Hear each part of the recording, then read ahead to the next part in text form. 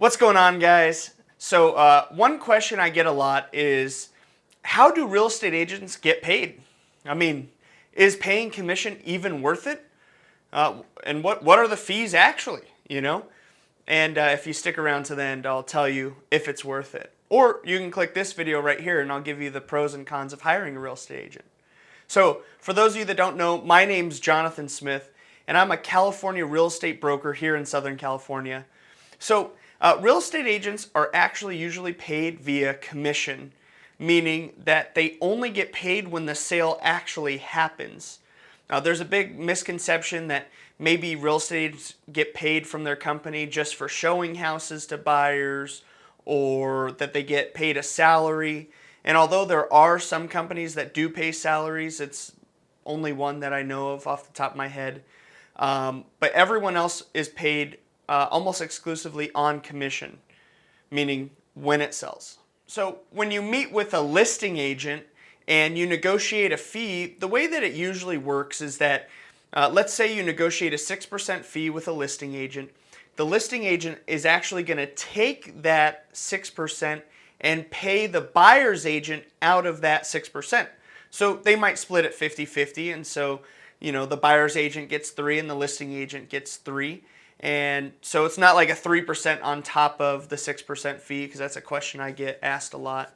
So how it actually works, paying the commission in practical terms, is that when you sign the listing agreement and then the agent starts marketing your property, and then you guys get a buyer that wants to buy the property, you negotiate back and forth, and you come to an agreement. You then take that agreement and the listing agent will send it to the escrow company, and then they'll tell the escrow company, hey, just to let you know, the commission's 6%, the buyer's getting 3%, and I'm getting 3%. And then when escrow actually closes, meaning the buyer's funds are all in, everything's done, you're moving out of the house, the escrow company will take, let's say you have a $500,000 house, they're going to take, the loan payoff of $200,000, for example, all the escrow fees, title fees, home warranty, whatever's included in there, the commission, and then you're going to be left with, in this case, maybe $255,000 or so, based on these random numbers that I just made up. And I did it all in my head, so if I'm wrong, go ahead and comment below and tell me that my numbers were off, and tell me how much the person would actually make.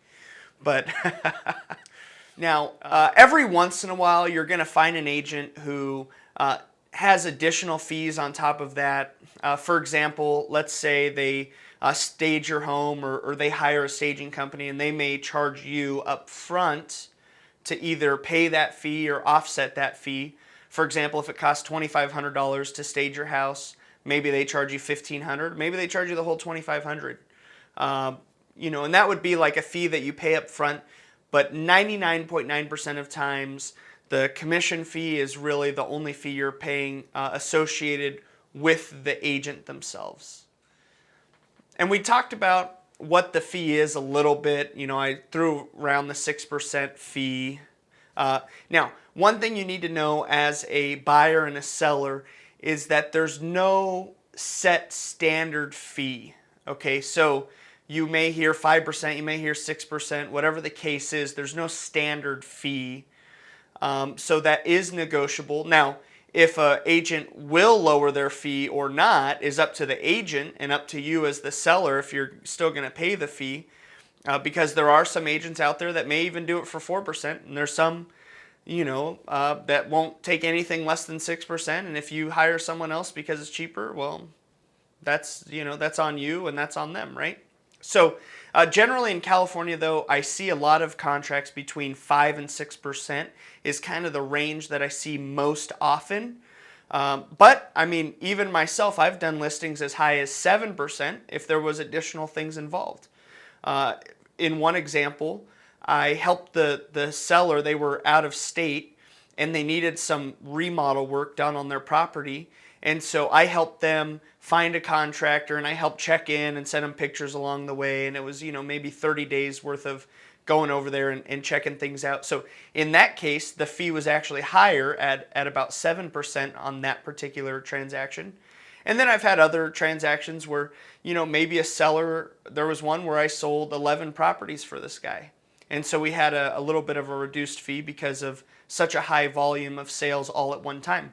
And then there's also other things that are involved too that you may not think about, like, is the house tenant occupied? It's going to be more work. The agent may want to charge more. Is it vacant, fully remodeled? Maybe that's an easier sale and it might be less.